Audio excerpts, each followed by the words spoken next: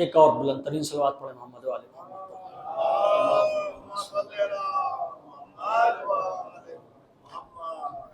مومنین کرام، عزاداران مظلوم کربلا، ماتمداران خانوادہ سیدہ،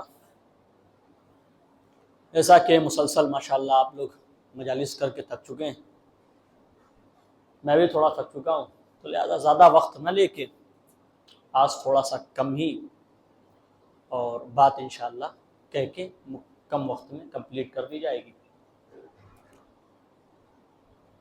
مسلسل ہماری اور آپ کی گفتگو جو چل رہی ہے، امام اور قرآن کے سلسلے سے گفتگو ہو رہی ہے، آج بھی انشاءاللہ اسی سلسلے سے کچھ نہ کچھ موضوعات میں آپ کے سامنے پیش کرنا والا ہوں۔ مومنین کرام، قرآن بابرکت کتاب ہے، بے مثل کتاب ہے۔ یہ وہ کتاب ہے کہ جس کو پڑھنے کے لیے اللہ نے خود قرآن میں کہا ہے وَرَتِّلِ الْقُرْآنَ ترتیلا، قرآن کو پڑھیے، جلدی جلدی نہیں، آہستہ آہستہ ترتیل کے ساتھ قرآن کی تلاوت کریے۔ صرف پڑھیے نہیں، صرف رٹیے نہیں۔ پھر قرآن نے کہا افلا یتدبرون القرآن، قرآن مجید میں غور و فکر بھی کریے، ٹھیک ہے۔ اور ہمارے یہاں اور آپ کے یہاں ہم نے دیکھا ہے کہ بڑی مشکل سے تو قرآن اٹھتی ہے، اگر اٹھ بھی جاتی ہے تو بڑی تیزی کے ساتھ 10-15 آیتیں پڑھ کے سمیٹ کے رکھ دیا جاتا ہے، نہ ہی کسی کو ترجمے سے مطلب ہے، نہ ہی کسی کو تفسیر سے مطلب ہے۔ قرآن میں اللہ کہنا کیا چاہ رہا ہے کسی کو اس کی فکر۔ قرآن کیا کہہ رہا ہے افلا یتدبرون القرآن، قرآن صرف گھر میں سجاوٹ کے لیے نہیں، اس کو پڑھیے اور پڑھنے کے ساتھ ساتھ اس میں غور و فکر کریے۔ آپ کو معلوم ہے غور و فکر نہ کرنے والے کی قرآن نے مذمت کی ہے۔ پڑھیے دوسری جگہ پھر قرآن نے کہا افلا یتدبرون القرآن ام علی قلوبہم اقفالھا، انہیں کیا ہو گیا ہے جو قرآن مجید میں غور و فکر نہیں کرتے، کیا ان کے دلوں پہ تالے پڑ گئے ہیں؟ یعنی پتہ یہ چلا قرآن مجید میں وہی غور و فکر نہیں کرتا کہ جن کے دل جو ہے مہر شدہ ہیں، جن کے دلوں پہ تالے پڑ گئے ہیں۔ تو لہٰذا آپ اگر چاہتے ہیں کہ آپ کے دلوں پہ تالے نہ پڑیں تو آپ قرآن پڑھنے کے بعد اس کا ترجمہ بھی پڑھا کریے، کیونکہ جب ترجمہ پڑھیں گے جب ہی مولا کی فضیلت آپ کے نکل کے سامنے آئے گی۔ اگر ترجمہ نہیں پڑھیں گے تو پھر رٹنے سے اور قرآن صرف ہل ہل کے جھوم جھوم سے پڑھنے سے قرآن کا کچھ فائدہ نہیں ہے۔ مومنین کرام، قرآن وہ کتاب ہے کہ جس میں ہر شے کا علم ہے، میں نے بیان کیا تھا ہر شے کا علم ہے۔ مفسر قرآن حضرت ابن عباس رضی اللہ تعالی عنہ، ان کا دور حکومت، ان کا دور زمانہ تھا، اور حکومت کس کی تھی؟ حکومت پہلے خلیفہ کی تھی۔ روم سے ایک قاصد آیا، اور آنے کے بعد سنیے گا قرآن کا فائدہ دیکھیے، قرآن فہمی کا نتیجہ دیکھیے۔ روم سے ایک قاصد آیا، اور قاصد آنے کے بعد جو خلیفہ صاحب تھے پہلے مسلمانوں کے، ہمارے تو صرف پہلے وہی ہیں، پہلے خلیفہ کے پاس آیا اور آنے کے بعد کہنے لگا خلیفہ صاحب ہمارے بادشاہ نے ایک خط بھیجا ہے آپ کے نام، اور خط کے ساتھ ساتھ ایک شیشی بھیجی ہے۔ کہا اچھا یہ شیشی کیوں بھیجی، یہ خط کیوں بھیجا؟ قاصد نے کہا آپ خود پڑھ لیجئے، روم کے جو سب سے بڑے بادشاہ انہوں نے بھیجا ہے، لیجئے۔ خط کھولا گیا تو خط جیسے ہی کھلا تو خط میں ایک چیز لکھی ہوئی تھی۔ خط میں لکھا ہوا یہ تھا کہ اگر آپ رسول اللہ کے جانشین برحق ہیں، روم کے بادشاہ نے کیا لکھا؟ اگر آپ رسول اللہ کے جانشین یعنی رسول اللہ کے سچے خلیفہ ہیں تو میں اس خط کے ساتھ ایک چھوٹی سی شیشی بھیج رہا ہوں، آپ سے کرنا یہ ہے آپ کو کہ اگر جانشین برحق ہے تو اس شیشی میں دنیا کی ساری چیز سمائیے، اور سمانے کے بعد میری طرف روانہ کریے۔ عجیب و غریب چیز، پریشان بے چین ممبر پہ بیٹھے کہنے لگے کہیں روم کے بادشاہ کا دماغ تو خراب نہیں ہو گیا، یہ چھوٹی سی شیشی دے کے کہہ رہا ہے کہ پوری دنیا کی چیز اس میں ڈال دیجئے، میں کیسے ڈال سکتا ہوں؟ لیجئے۔ پریشان تھا، بے چین تھا، بے قرار تھا کہ دور سلمان بیٹھا ہوا تھا. اسے جوش آیا اور جوش آنے کے بعد سلمان کھڑے ہوئے اور کہنے لگے پریشان کی ہوتا ہے، مشکل کا حل اگر ڈھونڈنا ہے تو مشکل کشا کے در پہ چلا جا، تجھے مشکل کا حل مل جائے گا. لیجئے تاریخ نے بتایا کہ سلمان نے دو روایتیں ملتی ہیں. سلمان مولا علی کے در پہ لے کے گئے. ایک روایت کہتی ہے کہ سلمان نے مولا علی کے در پہ نہیں لے گئے سلمان، بلکہ سلمان نے کہا سن، میرا مولا تو بعد میں آئے گا، مشکل کشا تو بعد میں آئے گا، میں ہی یہ تیری مشکل حل کیے دیتا ہوں. اللہ اکبر. لیجئے جیسے اس نے سنا سلمان تم حل کرو گے، کہا ہاں میں کروں گا. لیجئے کیا ہوا، اور یہ روایت ابن عباس سے بھی، کوئی کسی نے کہا ابن عباس، کسی نے جناب سلمان. ابن عباس والی روایت زیادہ قوی ہے. تو کہا گیا کہ آپ کیسے حل کریں گے؟ کہا حل کیا کرنا ہے، اگر تو قرآن پڑھے ہوتا، توجہ کریے گا، اگر تو قرآن پڑھے ہوتا تو خود ہی حل کر لیتا. کہا کیا مطلب؟ کہا بادشاہ روم نے کہا ہے کہ دنیا کی ہر چیز اس شیشی کے اندر بند کرنا ہے، دنیا کی ہر شے اس شیشے کے اندر پیک کرنا ہے. تو سوچتا کیا ہے، کیا تو نے قرآن نہیں پڑھا؟ ارے اس شیشی میں تو صرف سمندر کا پانی رکھ دے، ہر چیز خود بخود آ جائے گی. اس لیے کیونکہ قرآن میں اللہ خود کہہ رہا ہے وَجَعَلْنَا مِنَ الْمَاءِ كُلَّ شَيْءٍ ہے، ہم نے ہر چیز پانی کے ذریعے سے بنائی ہے. ایک پانی کو رکھ دے، ہر چیز خود آ جائے گی. ایک پانی شیشے کے اندر بند کر دے تو دنیا کی ہر چیز خود بخود سمجھ میں آ جائے گی. لیجئے اس نے پلٹ کے پوچھا اچھا تم تو بالکل بات صحیح کہہ رہے ہو، یہ بتاؤ یہ علم کہاں سے سیکھا؟ فوراً جواب ملا یہ علم کہیں اور سے نہ ملا بلکہ باب مدینۃ العلم سے حاصل کیا. اب جیسے اتنا سنا پھر خلیفہ کہنے لگا اچھا تمہارے علم میں علی کے علم میں کیا فرق ہے؟ پلٹ کے جواب ملا سن، میرے علم میں علی کے علم میں وہی فرق ہے جو شیشی کے پانی میں اور سمندر کے پانی میں فرق ہے. میرا علم شیشی کا علم ہے، علی ابن ابی طالب کا علم سمندر کا علم ہے کہ جس کی تھا. تو یہ نتیجہ ہے قرآن فہمی کا. سنیے ایک آیت میں پڑھتا ہوں یہاں سے، قرآن مجید سورہ قیامہ 29واں پارہ اس کی آیت نمبر 3 اور 4 سنیے. اللہ ارشاد فرمانا، سنیے قرآن سے فضیلت مولا علی ابن ابی طالب علیہ السلام. ایک صلوات پڑھتے محمد و آل محمد پر. آہستہ آہستہ سنیے، میں آہستہ آہستہ سناؤں گا. قرآن مجید سورہ قیامہ کی 3 اور 4ویں آیت سنیے. اس میں اللہ ارشاد فرما رہا ہے کہ اَيَحْسَبُ الْإِنسَانُ أَن لَّن نَّجْمَعَ عِظَامَهُ، کہ یہ انسان جو ہیں کیا سمجھتے ہیں کہ ان کے مرنے کے بعد ان کی ہڈیوں کو جمع نہیں کروں گا.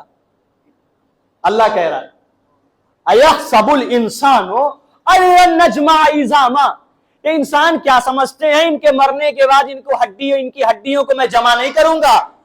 بلا قادرین علی ان نسوی بنانا، بلکہ میں ان کی انگلی کا ایک اگر پور بھی مل گیا تو میں ان کو پھر سے دوبارہ بنا دوں گا. اللہ اکبر. سنیے گا قرآن کیا کہہ رہا ہے. قرآن کہہ رہا، اللہ کہہ رہا ہے کہ یہ انسان کیا سمجھتے ہیں ان کو ہم مطلب ہڈیوں کو ان کی جمع نہیں کریں گے.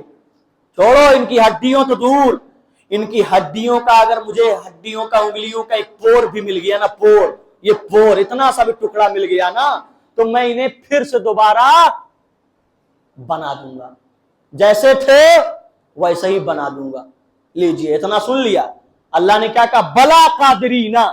قادرینا جمع کا صیغہ ہے. جمع یعنی اللہ کہہ رہا ہم قادر ہیں. کیا کہا؟ ہم قادر ہیں. اللہ اکیلا ہے، کہتا میں قادر ہوں. اللہ کہہ رہا ہم قادر ہے، یعنی پتہ یہ چلا اللہ نے اپنی قدرت کسی اور کو بھی دے رکھی ہے. توجہ کریے گا، سنیے کیا کہا؟ انگلی کا پور بھی اگر مل جائے تو تمہیں پھر سے میں دوبارہ بنا سکتا ہوں. بڑی آہستہ آہستہ سنیے گا، آہستہ آہستہ پڑھوں گا، میں لسٹ تمام کر دوں گا. چین جانتے ہیں چین ایک ملک ہے. چین کے بارے میں لکھا ہے کہ چین کا ایک بادشاہ تھا، کانا یعیش ملک فی الصین. تاریخ میں لکھا ہے یہ واقعہ، ملک فی الصین، چین کو سین کہتے ہیں عربی میں. وہاں کا ایک بادشاہ تھا اور اس نے اپنے بیٹے کی شادی افریقہ کا ایک جزیرہ تھا، افریقہ کے ایک جزیرے کے بادشاہ کی بیٹی سے طے کی تھی. چین کے بادشاہ نے اپنی بیٹے کی شادی کہاں طے کی تھی؟ افریقہ کے ایک بادشاہ، ایک جزیرے کا ایک بادشاہ تھا، اس سے اپنی بیٹی کی شادی طے کی تھی. ایک دن افریقہ کے بادشاہ کا خط آیا چین کے بادشاہ کے پاس. کیا کہا خط آیا؟ کہا کہ چین کے بادشاہ کے نام خط آیا کہ بادشاہ صاحب آپ اپنے بیٹے سے کہیے کہ کافی دن سے شادی طے ہے، اب آپ کا بیٹا ایک دن آئے اور آنے کے بعد ہماری بیٹی کو ودا کر کے لے جائے. لیجئے، اب یہ خط پڑھا چین کے بادشاہ نے، اس نے اپنے بیٹے کو بلایا، کہا کہ بھائی تمہارے سسرال سے یہ خط آیا ہے اور تم ٹائم نکالو، وقت نکالو اور چلے جاؤ، لے کے آ جاؤ، ودا کر کے لے آؤ وہاں سے. 1400 سال پہلے کا واقعہ. سنیے ہوا کیا. جیسے ہی چین کے بادشاہ نے کہا تو اس کا بیٹا تھا، کہا ٹھیک ہے بابا جان میں چلا جاؤں گا. لیجئے، ہوا یہ کہ جب تیاری ہونے لگی تو چین کے بادشاہ نے کہا کہ خوشی کا موقع ہے، خالی ہاتھ جانا اچھا نہیں ہے، کچھ نہ کچھ دے بھی لو. ہاں ہم لوگ بھی جاتے ہیں تو لے کے کچھ نہ کچھ جاتے ہیں، کہیں نہ کہیں جاتے ہیں. تو لیجئے، اب تیاریاں ہونا شروع ہوئی اور چین کے بادشاہ نے کہا کہ سنو، ایسے گھوڑے والے راستے سے یعنی زمینی راستے سے جاؤ گے تو کافی دور ہے افریقہ، ٹائم لگے گا. تم ایسا کرو کہ سمندر کے راستے سے ہوتے ہوئے افریقہ چلے جاؤ. 1 مہینہ لگا، 3 کشتی تیار ہوئی. سنیے گا، یاد رکھیے گا آیت کہ اگر انگلی کا پور بھی مل جائے تو ہم قادر ہیں کہ دوبارہ تمہیں بنا سکتے ہیں.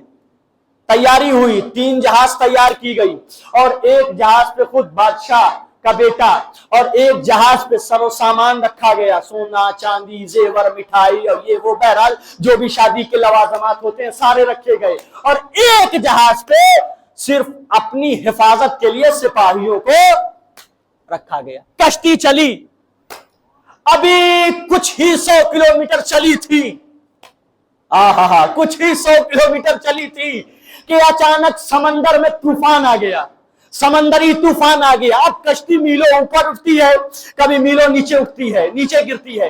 آخر میں نتیجہ یہ ہوا کہ کشتی سمندر میں ٹوٹی اور ٹوٹنے کے بعد بکھری اور اس کشتی کے ساتھ سارا ساز و سامان، سپاہی اور بادشاہ کے لڑکے سب بچے اس کے اندر سمندر میں غرق ہو گئے.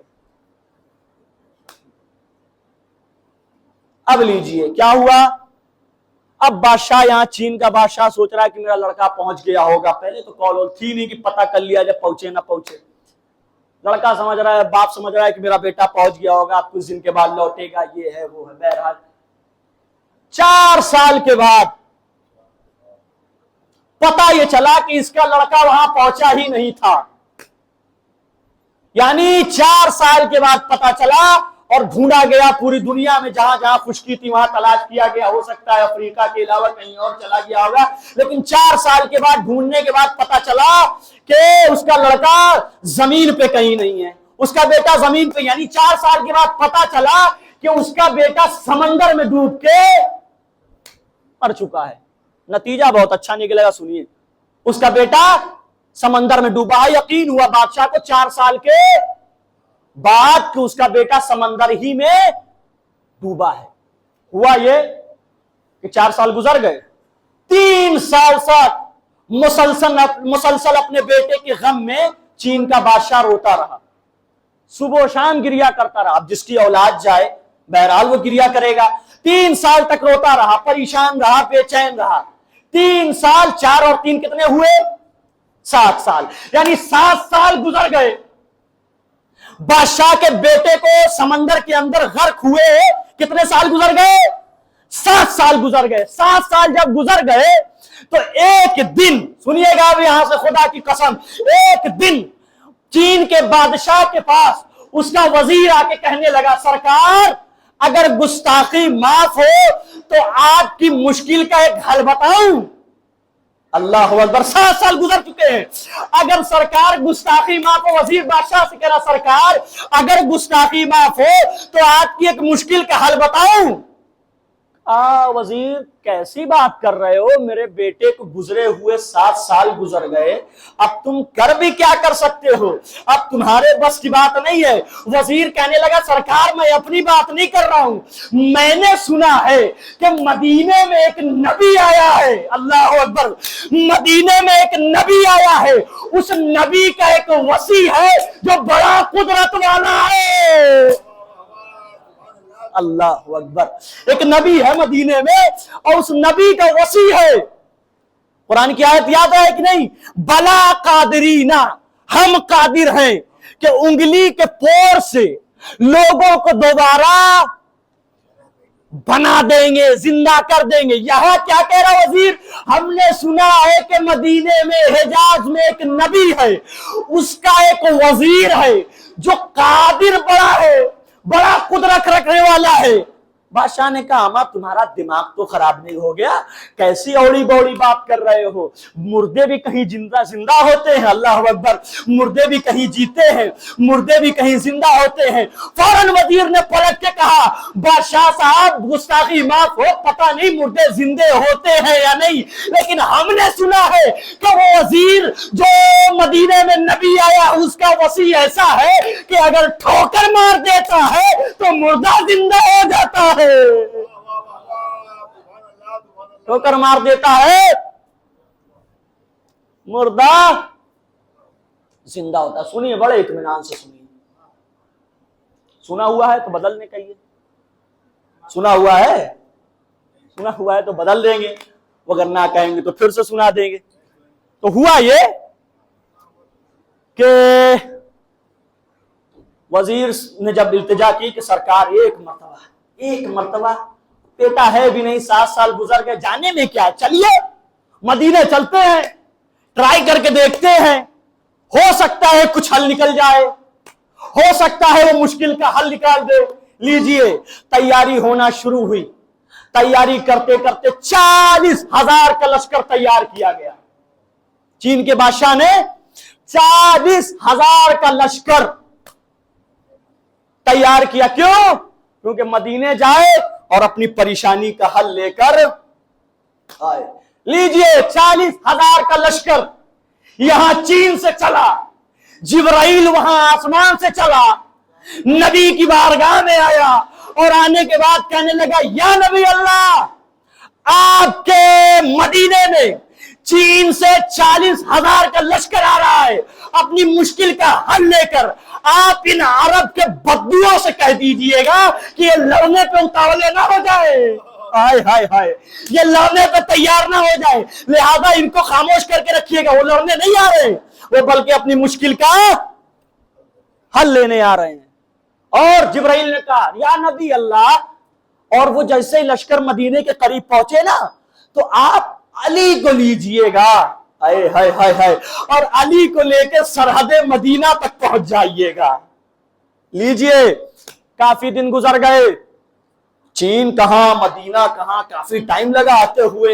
ایک دن مدینے میں شور ہوا لشکر آ رہا ہے، لشکر آ رہا ہے، لشکر آ رہا ہے۔ سلمان نے آ کے خبر دی یا نبی اللہ، چین سے 40,000 کا لشکر آ رہا ہے۔ نبی نے کہا مجھے پہلے ہی پتا ہے، کیونکہ جبرائیل مجھے پہلے ہی بتا چکے ہیں کہ وہ لشکر اپنی مشکل کا حل لے کے آ رہا ہے۔ لیجئے کیا ہوا، جیسے ہی لشکر کی خبر سنی، نبی نے علی کو لیا، صرف علی کو لیا تھا، لیکن کیا کریں کچھ حوالی موالی بھی پیچھے لگ گئے۔ اے نبی اللہ ہم بھی چلیں گے، ہم بھی چلیں گے۔ چلو بھائی آپ بھی چلو، کیا کرنا ہے۔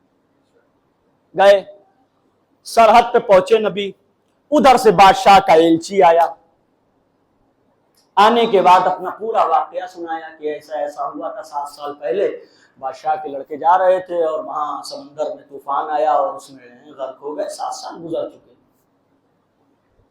اس لیے بھائی تمہارا کیا کام ہے، وہ گزر گئے. تو ان لوگوں نے کہا کہ یا نبی اللہ، ایلچی نے کہا یا نبی اللہ، ہم نے سنا ہے کہ آپ کا وسیع بڑا قدرت والا ہے. اللہ اکبر. آپ کا جانشین بڑی قدرت والا ہے. ہو سکتا ہے کہ آپ کا جانشین اتنی قدرت رکھتا ہو کہ پھر سے دوبارہ بادشاہ کے بیٹے کو پلٹا دے. لیجئے، ایلچی نے اتنی بات کہی، بغل میں وہ جو کھڑے تھے حوالی موالی، انہوں نے ایک دوسرے کو کیوں نہیں مار، کیسی بات کر رہے ہو، 7 سال گزر گئے، نہ لاش ہے نہ شہزادہ ہے، اور یہ زندہ مردے کی بات کر رہے ہیں، یہ کہاں سے ہو پائے گا. فوراً نبی اللہ کے کانوں تک یہ بات پہنچی، نبی کو جلال آ گیا، پیچھے مڑ کے کہا خاموش خاموش ہو جاؤ، اس لیے کیونکہ مردہ زندہ کرنے پر نہ اللہ عاجز ہے نہ اس کا ولی عاجز ہے. اگر اللہ چاہے وہ بھی زندہ کر سکتا ہے، اگر اس کا ولی چاہے تو وہ بھی زندہ. لیجئے، دوسرے نے کہا چپ، جانے دو جو کر رہے ہیں نبی. ایسے ہی علی کے فضائل دن بھر سناتے رہتے ہیں. چین بہت دور ہے، ٹائم لگے گا کچھ دن کے لیے، تو علی کے فضائل سننے کو نہ ملیں گے. بولنے دو، جانے دو، اچھی بات ہے، ہم لوگ تھوڑا اطمینان سے سکون کی سانس لے سکیں گے. لیجئے، نبی نے بلایا علی کو. علی ہے، بہت ہی جلدی پڑھ رہا ہوں، اتنا جلدی واقعہ نہیں پڑھتا ہوں، بہت ہی میں ٹائم لیتا ہوں کیونکہ وقت بہت میرے پاس بھی، میں بھی تھکا ہوں، آپ بھی تھکا ہوں، تو جلدی جلدی پہنچانے کی کوشش کر رہا ہوں. آپ کو بس آیت یاد رہے کہ انگلی کی پور بھی اگر مل جائے تو میں مردے کو زندہ کر سکتا ہوں، میں دوبارہ پھر سے تمہیں بنا سکتا ہوں. لیجئے، علی کو نبی نے بلایا. علی قریب آؤ. مولا علی دلدل پہ سوار، ہاتھوں میں نیزہ لیے ہوئے. جناب رسول اللہ نے کہا علی جاؤ، ان کی مشکل کا حل تلاش کرو، ان کو پریشانیوں سے ان کو نجات دلاؤ. لیجئے، مولا علی نے کہا. اب مولا علی ان بادشاہ کے جتنے سپاہی تھے ان کے قریب گئے، اور قریب جانے کے بعد کہا چلنے کے لیے تم لوگ آمادہ ہو، ہمیں چین چلنا پڑے گا.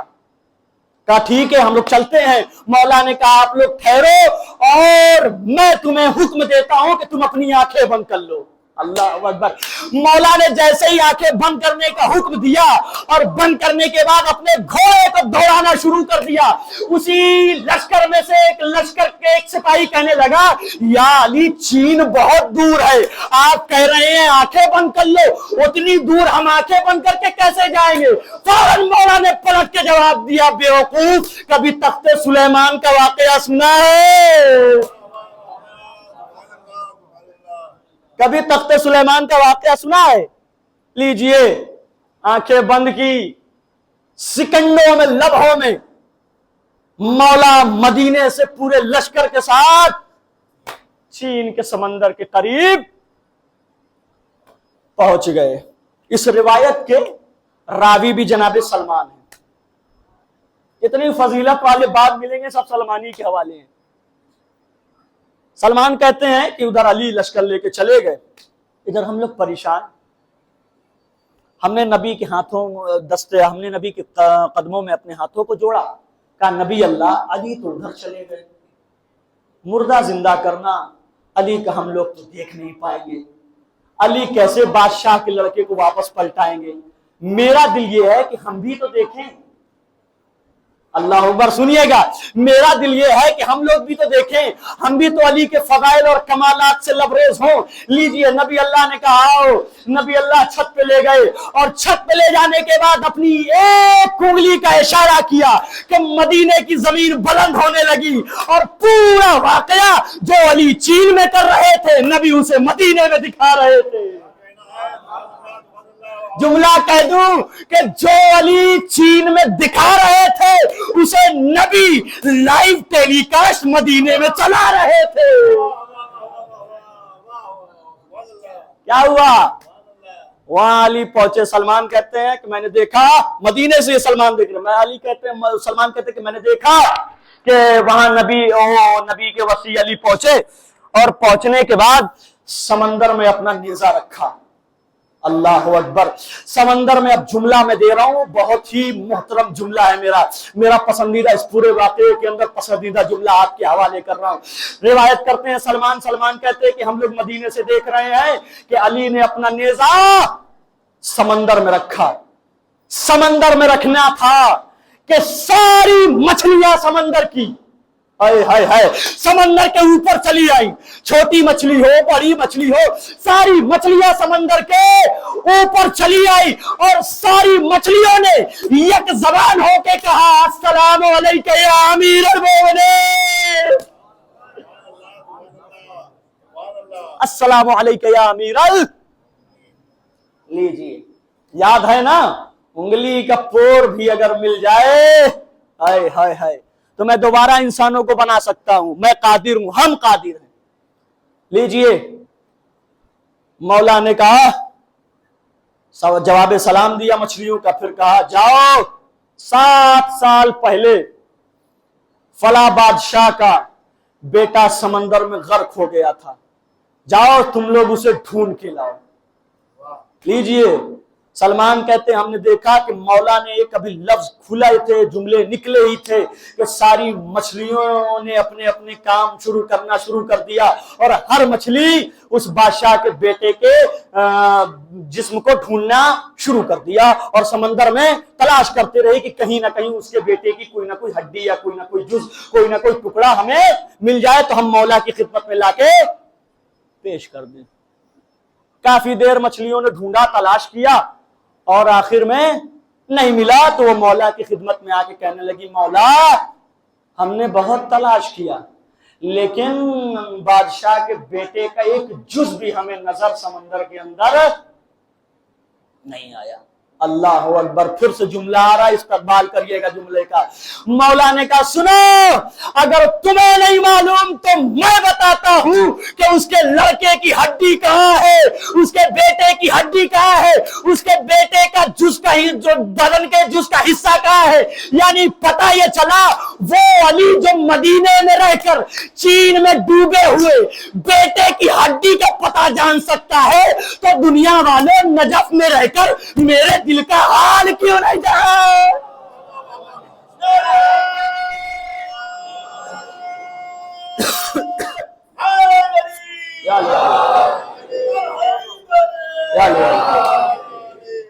वो मेरे दिल का, हमारे दिल का, आपके दिल का हाल क्यों नहीं जान सकता।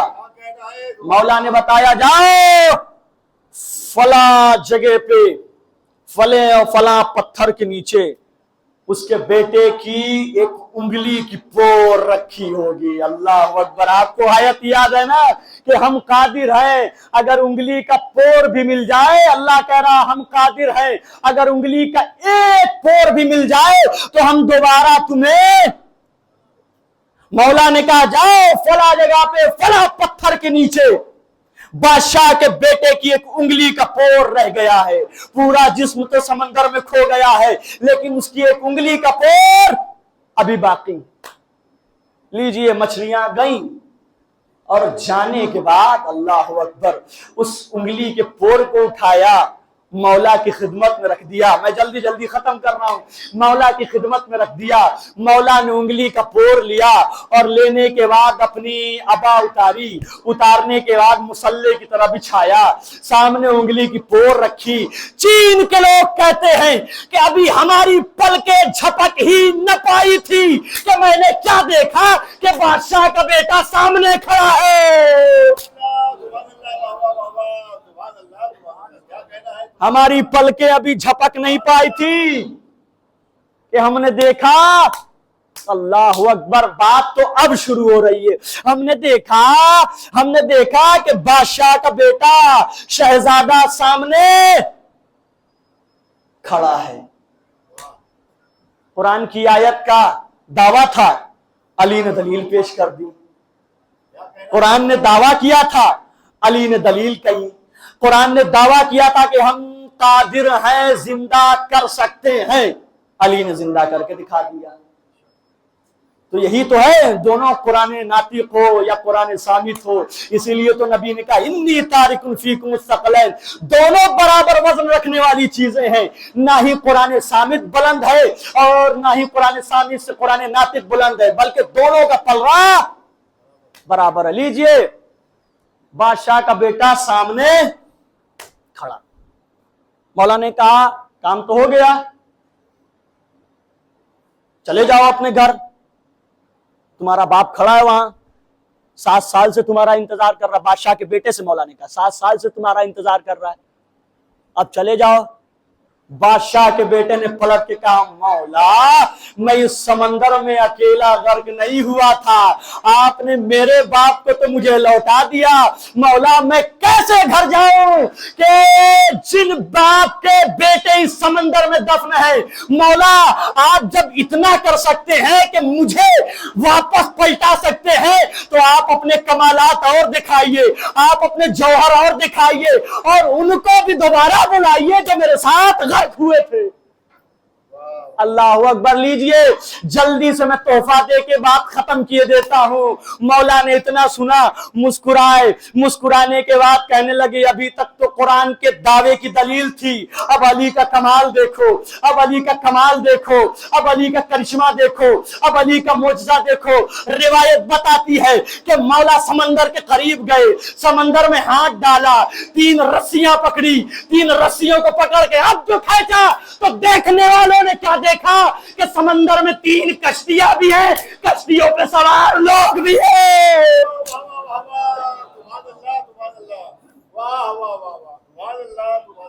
समंदर से निकली 7 साल पहले डूबी कश्तियां भी निकली, और कश्तियों पे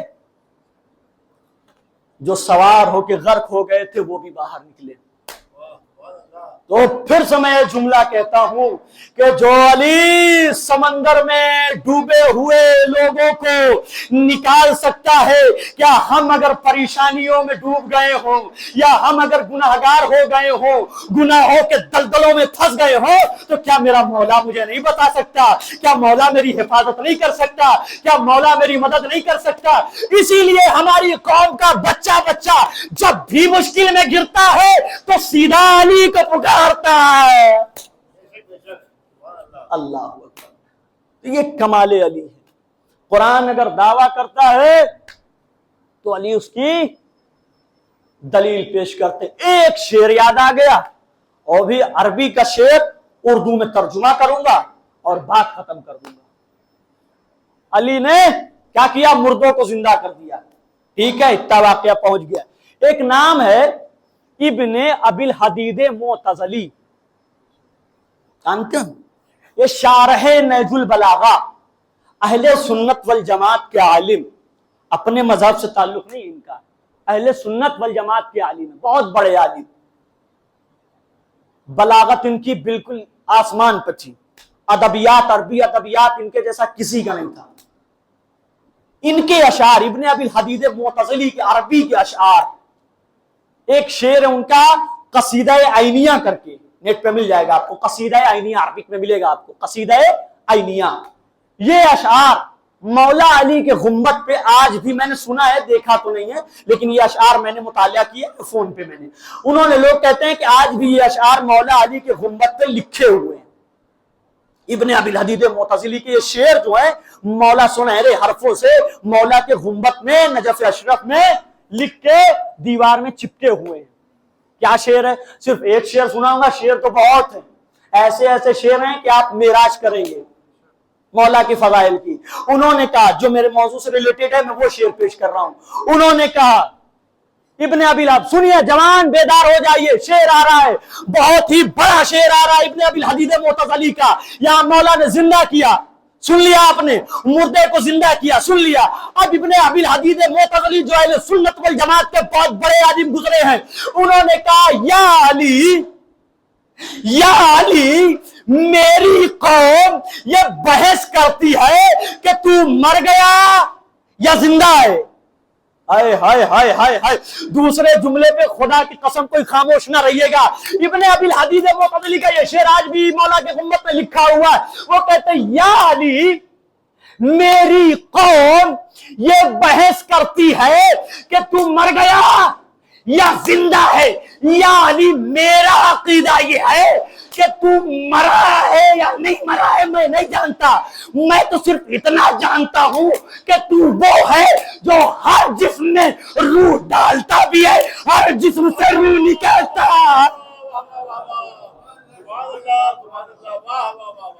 हर जिस्म में तू रूह ڈالتا بھی ہے اور ہر جسم سے روح نکالتا بھی ہے. یہ شیعوں کا عقیدہ نہیں ہے، یہ اہل سنت والجماعت کے لوگ بتا رہے ہیں کہ علی اس ذات گرامی کا نام ہے کہ جو لوگوں میں روح پھونکتا بھی ہے، لوگوں سے روح نکالتا بھی ہے. بس عزیزوں، ختم کر دی میں نے مجلس. یہ کمال اہل بیت کے گھرانے کا ہے.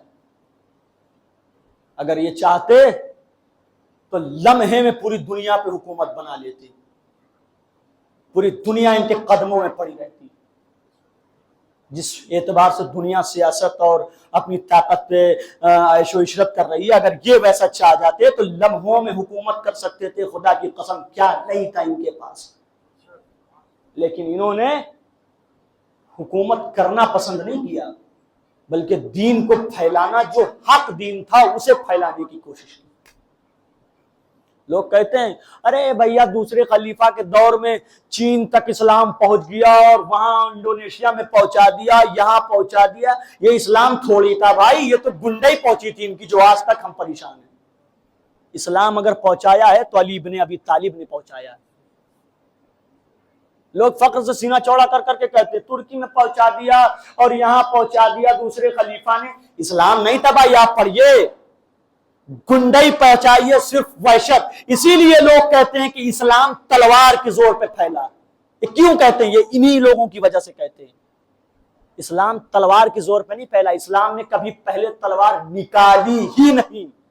پوری تاریخ کے ذمہ داری کے ساتھ میں کہہ رہا ہوں، کوئی بھی ایک ایسی جنگ دکھا دیجئے کہ جہاں پہ علی نے سب سے پہلے تلوار نکالی، کہیں نہیں ملے گا. امام حسن نے تلوار اٹھائی ہو سب سے پہلے، امام حسین نے تلوار اٹھائی ہو سب سے، کہیں نہیں ملے گا. خدا کی قسم کہیں نہیں ملے گا. تو پھر یہ لوگ کیسے کہہ رہے ہیں اسلام تلوار کے زور پہ پھیلا؟ کیونکہ ان کی گنڈائی، ان کی دہشت اتنی پھیل چکی تھی جو اسلام کے نام پہ آج تک. اسی لیے لوگ کہتے ہیں کہ اسلام تلوار کے زور پہ پھیلا. اسلام تلوار کے زور پہ نہیں، اسلام اخلاق کی بنیاد پہ پھیلا. اور حقیقی اسلام اگر کسی نے پھیلایا ہے تو وہ اہل بیت کے لوگوں نے پھیلایا ہے، محمد والے محمد نے پھیلایا ہے. بقیہ سب ڈھونگ تھا جو معاویہ نے، عمر نے، ابو بکر نے، ان جن لوگوں نے پہنچایا، سب ڈھونگ تھا، کچھ نہیں تھا. خدا کی قسم. بس. اور جو حقیقی دین پھیلاتا ہے تو راہ میں کتنے بھی مشکل آ جائے، مشکلوں کا سامنا کرنے کے لیے ہمیشہ آمادہ اور تیار رہتا ہے. ہماری جان جاتی ہے تو جائے، ہمیں سچا دین پھیلانا ہے. یزید بھی نمازی تھا، یزید کے لوگ بھی نمازی تھے، وہ بھی نماز پڑھ رہے تھے، ان کے لوگوں میں بھی حاجی تھے، ادھر بھی حاجی تھے. کیا فرق تھا؟ فرق یہی تھا کہ ادھر جو حاجی تھے سب دکھاوے کے حاجی تھے، سب دنیا کے لوگ تھے. لیکن ادھر کے جو لوگ تھے یہ سب دنیا کے لوگوں کے، دنیا کو دکھانے کے لیے نہیں کرتے تھے، بلکہ اللہ کی نیت رکھ کے اپنے دل میں سارا کام کرتے تھے. مومنین کرام، ختم کر دی میں نے مجلس. بڑی مشکلات آئی دین پھیلانے میں، بڑی زحمتیں آئیں دین پھیلانے میں. چاہے وہ نبی اللہ ہو، چاہے مولا علی ہو، چاہے بی بی فاطمہ ہو، چاہے امام حسن ہو، چاہے امام حسین ہو، ہر نے مصیبت اٹھائی. ہاں عزادارو، آج انہی مصیبتوں کو یاد کرنے کے لیے ہم سب یہاں اکٹھا ہوئے ہیں، جمع ہوئے ہیں. اور باب عزا، آج محرم الحرام کی 3 تاریخ ہے. میں نے کہا تھا کہ آج ذاکرین حضرات، یوں تو شہادت سب کی 10 محرم کو ہوئی ہے، اور کچھ شہید اور جناب مسلم کوفے میں شہید ہوئے ہیں، سب کی الگ الگ ہے. لیکن ہمارے علماء نے ہر شہید کے لیے ایک دن معین کر دیا ہے کہ اس دن اس شہید کے مصائب پڑھے جائیں، اس دن اس شہید کے مصائب پڑھے جائیں. تو آج 3 محرم الحرام کو زیادہ تر مسلم ابن عقیل کے مصائب پڑھے جاتے ہیں. اور باب عزا کون مسلم؟ وہ مسلم جو شجاع بھی ہیں، بہادر بھی ہیں، جن کی بہادری کا پورا عرب لوہا مانتا ہے. اور باب عزا روایت بتاتی ہے کہ یہ مسلم جو پورا عرب جنہیں شجاع اور بہادری کے نام سے جانتا ہے، یہی مسلم ہے جو کوفے میں यको तन्हा बचा है। और आखिर में जनाब मुस्लिम तन्हाई के आलम में एक तवा नामी खातून, एक तवा नामी औरत, एक तवा नामी मौला की कनीज, वो तवा कि जब कूफे में मौला अली का दारुल हुकूमत था, जब कूफे में मौला हुकूमत करते थे, तो ये वो खातून थी कि जो जनाबे ज़ैनब के पास जाके कुरान पढ़ा करती थी। जनाबे मुस्लिम कूफे में घेरे गए, या को तन्हा बचे हुए हैं। आखिर में मुस्लिम भटकते भटकते तवा के दरवाजे पे आके बैठ गए।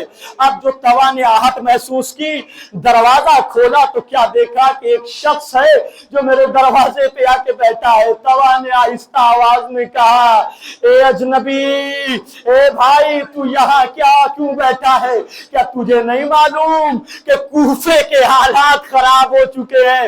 ए अरबाब अगर रिवायत में मैंने पढ़ा है कि मुस्लिम ने जवाब न दिया, बल्कि अपने सूखे हुए होठों की तरफ इशारा किया। तवा समझ गई आने वाला प्यासा है, फौरन घर के अंदर गई, एक कूजे में पानी लिया, मुस्लिम को ला के दिया। अरबाब मुस्लिम ने पानी पिया। रिवायत में मिलता है, मुस्लिम पानी पीने के बाद कूजा तवा के हवाले कर दिया। तवा ने फिर से दरवाजा बंद किया और दरवाजा बंद करने के बाद घर में चली गई। और तवा फिर थोड़ी देर बाद जब निकली तो क्या देखा कि वही शख्स फिर से मेरे दरवाजे के करीब बैठा हुआ है। तवा ने कहा, ए भाई, अरे तूने कहा था कि मैं चला जाऊंगा, अरे तू अभी तक मेरे दरवाजे पे बैठा हुआ है। मुस्लिम ने आहिस्ता आवाज में कहा, ए बीबी, अरे वो कहाँ जाए जिसका कोई घर ही ना हो।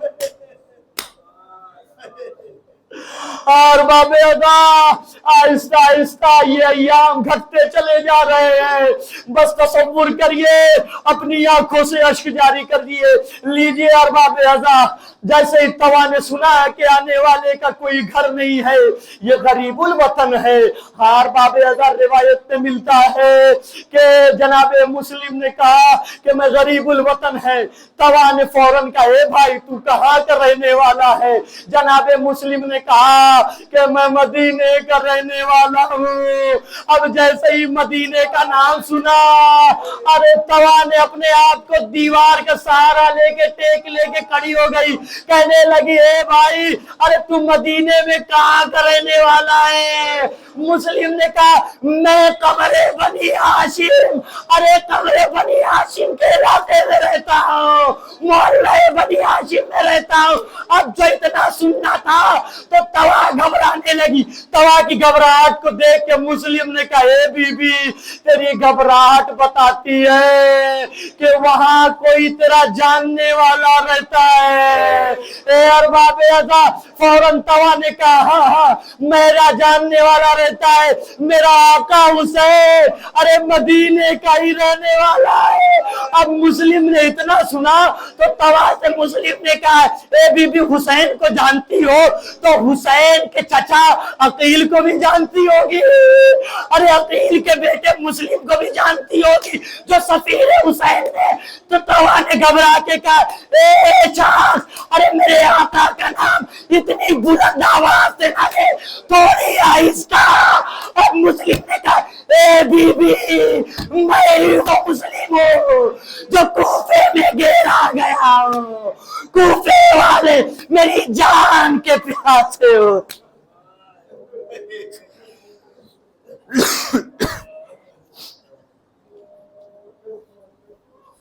इन्ना लिल्लाह व इन्ना इलैहि राजिऊन। मातम हुसैन अलैहिस्सलातु वस्सलाम। या हुसैन, या हुसैन, या हुसैन, या हुसैन, या हुसैन।